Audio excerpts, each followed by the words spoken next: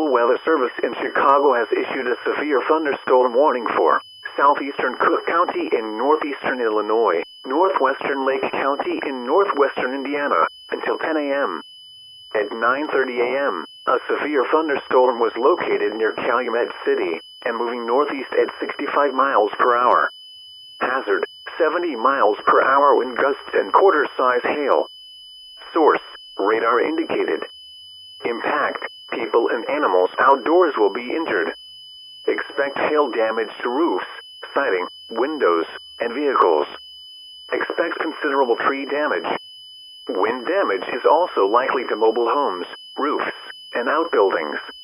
Locations impacted include Chicago, Hammond, Gary, Oak Lawn, Calumet City, Chicago Heights, East Chicago, Lansing, Highland, Blue Island, Munster, Dolton, Alsip, Madison, Griffith, Midlothian, Lake Station, Chatham, Flossmoor, and Linwood.